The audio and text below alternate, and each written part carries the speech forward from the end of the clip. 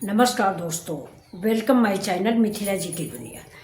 आज दोस्तों यहाँ पे ठंड बहुत है, लेकिन फिर मैं रजाई गद्दा ओढ़े लेटी थी। एकदम से जी नहीं माना, मैंने सोचा चलते अपने बच्चों से बात करते हैं, अपने बहन भाइयों से बात करते हैं, थोड़ा मेरा टाइम पास हो जाएगा। तो मैं आज आपसे इस विषय में बात करने जा रही थी कि मैं अभी लेटे लेटे खाली बैठी रहती हूँ तो फेसबुक के कमेंट या कुछ ऐसा ही देखती रहती हूँ। तो मैंने एक लोगों का आज ब्लॉग पढ़ा था, ये हमारे लखनऊ की ही हैं, मैं नाम भूल गया मुझे। तो उन्होंने लिखा था, बहुत अच्छा उनका क्वेश्चन था कि हमारे बच्चे कहाँ जा रहे हैं, हमारे बहू बेटियाँ कहाँ जा रही हैं, हम स्वयं कहाँ जा रहे हैं, और हमारी क्या संस्कृति थी, क्या सभ्यता थी। अब हम इस वीडियो बनाने के चक्कर में अपनी सारी सभ्यताएं भूल चुके हैं। ये उनकी मतलब क्वेश्चन था, उनका पोस्ट थी। उस पोस्ट पर भी मैंने आंसर में लिखा था और आज फिर मैंने सोचा कि मैं आप लोगों से बात करूं। तो मेरी भी समझ में दोस्तों नहीं आ रहा है कि हम लोग खुद, मैं स्वयं अपने को भी बोलती हूँ कि मतलब ये जो फेसबुक और यूट्यूब आ गया है, इसमें हम लोगों ने अपना सब कुछ धीरे धीरे करके अपनी शालीनता, सभ्यता, जो मेरा गहना होता था, मतलब औरतों का गहना होता है शालीनता। ये हमारा सनातन धर्म कहता है कि हमारी शालीनता, हमारी मर्यादा ही हमें सनातन धर्म की तरफ ले जाती है। पहले ज़माने में कहा जाता था कि महिलाएं खाली अकेले कहीं निकलती नहीं थी, आगे आगे पुरुष चलते थे, पीछे महिलाएं चलती थी। यानी मैंने भी वो ज़माना देखा है कि आगे आगे मेरे हस्बैंड चलते थे, पीछे पीछे मैं चलती थी। मैं भी पढ़ी लिखी थी, ऐसा बात नहीं कि मैं पढ़ी लिखी नहीं थी, मैं पोस्ट ग्रेजुएट थी मैं भी, लेकिन फिर भी मैं उनके पीछे चलती थी। घर में सासू माँ अगर बोल देती थी कि चादर ओढ़ के लेटरिन जाना है तो चादर ओढ़ के लेटरिन जाना है, विरोध नहीं किया गया। अब ऐसा हमारे बच्चे नहीं कर रहे हैं। मैंने ही उन्हें संस्कार दिए हैं, मैंने ही उन्हें एजुकेशन दिया है, फिर वो ऐसा क्यों नहीं कर रहे हैं।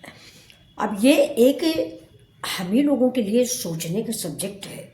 आप बताइए, आज हमारे अभी मैंने वीडियो देखा, एक छोटा सा बच्चा है, शायद ये दिल्ली का है या कहाँ का है, ऐसे बहुत सारे बच्चे हैं, लेकिन जो मैंने देखा उसके विषय में बता रही हूँ कि वो बच्चा बहुत बढ़िया डांस करता है, इतना बढ़िया डांस करता है कि मुझे भी बहुत पसंद आता है कि उसका डांस बहुत अच्छा। मुश्किल से एक 8-9 साल का बच्चा होगा वो, रियल एज मुझे नहीं मालूम, लेकिन देखने में मुझे 8-9 साल का बच्चा लगा।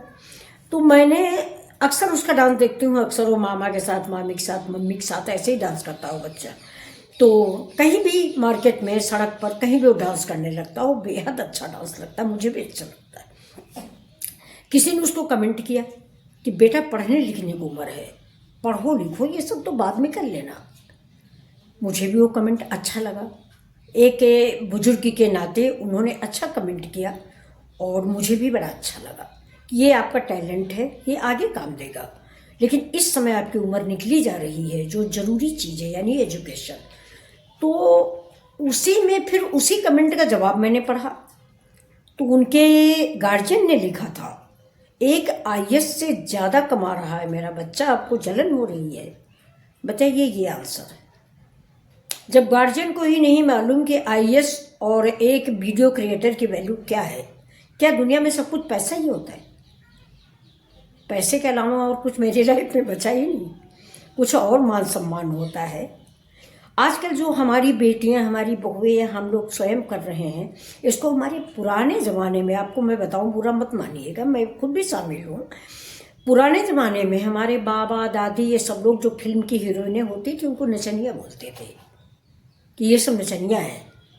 हम लोग एक संभ्रांत परिवार को बिलोंग करते हैं, हमारे परिवार में ये नहीं होना चाहिए।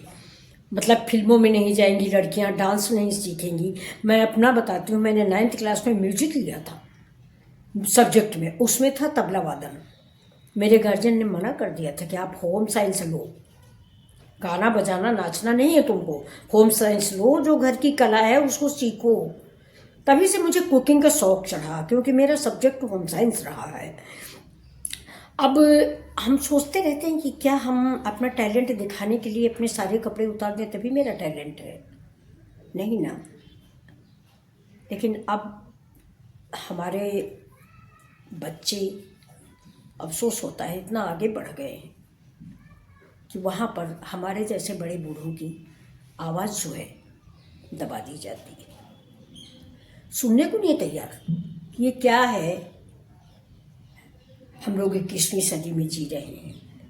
21वीं सदी का मीनिंग यही है, ऐसा नहीं। अच्छी है 21वीं सदी भी अच्छी, लेकिन दोनों को हम मिला के चलें, मतलब पुराना वाला भी और नया वाला भी। हम एजुकेटेड हैं तो हम बातचीत कर सकते हैं, वार्तालाप कर सकते हैं, किसी कंपटीशन में भाग ले सकते हैं देश विदेश में।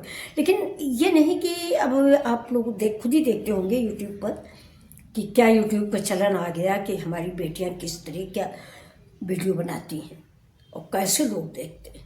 और साथ में ये भी देखिए कि मैं 2 साल से कुकिंग का वीडियो बना रही हूँ। और मैं आपको आज बिल्कुल क्लियर बता दूं कि मेरे घर में मेरे बच्चों को बिल्कुल भी पसंद नहीं कि आप इस स्टेज पर कुकिंग का वीडियो बनाएं या परेशान हो। लेकिन मुझे लगता है कि मैं खाली बैठी हूँ, खाली बैठ के क्या करूँ, खाली बैठी पटी मैं निर्देविल हूँ, तो मुझे लगता है कि कुछ ना कुछ करते रहें। लेकिन आपको मैं आज बता दूं कि 2 साल हो गया मेरा वीडियो बने हुए, मोनेटाइज हुआ है, लेकिन मुश्किल से 10-11 व्यू या 2000, हाँ करीब करीब 2000 ही, 2500 सब्सक्राइबर है। यहाँ एक दिन में मिलियन व्यू हो रहे हैं लड़कियों के, बहुओं के, गांव की औरतों के, फोड़ मजाक में। शरीर उघारू संस्कृति, तो ये तो हम ही लोगों को सोचना चाहिए ना, हम महिलाओं को सोचना चाहिए। मुझे तो फेसबुक का ही लगता है कि कभी कभी लगता है कि मैं बंद कर दूं। कभी कभी फेसबुक में ऐसा लगता है, कई लोगों के कमेंट भी पढ़े और खुद भी देखती हूँ कि मेरी बेटी ने बना दिया था, वरना मैं फेसबुक पेज मुझे पसंद नहीं था और शायद जल्दी ही मैं बंद भी कर दूँगी। तो इसमें क्या है, आप छोटे छोटे बच्चे 15-16 साल के बच्चे ऐसे ऐसे कमेंट करते हैं, ऐसे ऐसे फोटो डाल देते हैं मैसेंजर में कि देख के आंखें बंद हो जाती कि ये मेरे बच्चे हैं। एक हम लोगों का ज़माना था, जानते ही नहीं थे कि प्रेग्नेंट क्या है, प्रेगनेंसी क्या है। 17, 18, 16, 17 साल तक नहीं जानते थे। अब आपको 2 साल का बच्चा भी टीवी देख के बता देगा कि प्रेग्नेंट और प्रेगनेंसी में क्या अंतर है। हम लोग नहीं जानते। तो मुझे करीब करीब पूरा तो वो ज़माना नहीं चाहिए, वहाँ भी बहुत ज़्यादा औरतों को, महिलाओं को दबाया जाता था। ऐसा नहीं है कि बाहर निकलना मुश्किल था लड़कियों को, लेकिन फिर भी हमें ये लगता है कि थोड़ा बहुत, मतलब 20वीं और 21वीं सदी का मिलन होना चाहिए, तभी हमारा समाज उन्नति करेगा। हम पहले बहुत बंधन में रहे, ये भी हमारी बेटी बहुएं कहती है, बिल्कुल सही है, बहुत बंधन में रहे। लेकिन ये आज़ादी का मतलब ये तो नहीं है कि मैं 12 बजे रात में चली जाऊँ, निर्भया कांड होता रहे दिल्ली जैसा। ये क्या मकसद है भाई? 1 बजे रात में मेरी शारीरिक रचना कुछ दूसरी है, पुरुष की शारीरिक रचना कुछ दूसरी है, तो उसका हम मेल नहीं कर सकते। आप एक बात बताइए, डेड बॉडी है, पिता खत्म हो गए, बेटा खत्म हो गया, पति खत्म हो गया, हमारी हिम्मत है कि हम उसको जला दें? या मेरी हिम्मत है या हम उसे प्रवाहित कर दें? नहीं। अब हम नहीं जानते कि मजबूरी में क्या होगा, लेकिन ऐसा होता नहीं है, औरतें नहीं कर सकती। ये पुरुष का दिल थोड़ा भगवान मजबूत बना के भेजते हैं।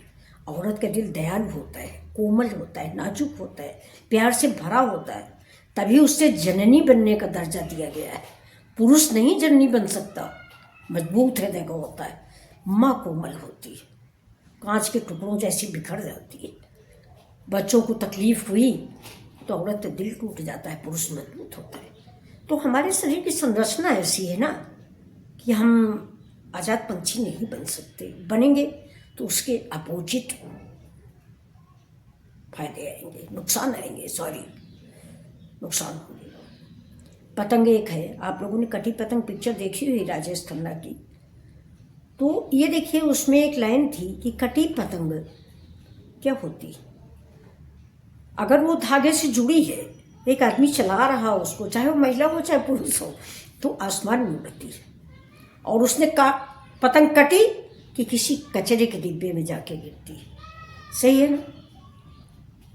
तो हम लोगों के लिए भी एक डोर होनी चाहिए मेरी समझ में। अब आप लोगों की एडवांस मतलब बच्चे हमारे एडवांस हैं, तो शायद उनको ये बातें ना पसंद आए, लेकिन मेरी समझ में जैसे कि पहले पिता की डोर होनी चाहिए, फिर भाई की डोर होनी चाहिए, फिर पति की डोर होनी चाहिए, फिर बेटों की डोर भी हो जाती है, तो ये बुरा भी नहीं। और अगर आज का विचार आप लोगों को अच्छा लगा हो तो प्लीज़ कमेंट करके मुझे सपोर्ट करें, और अगर आपको बुरा लगा तो आई एम वेरी सॉरी। नमस्कार दोस्तों, फिर मिलते हैं आपसे ऐसी ही चर्चाओं को लेकर।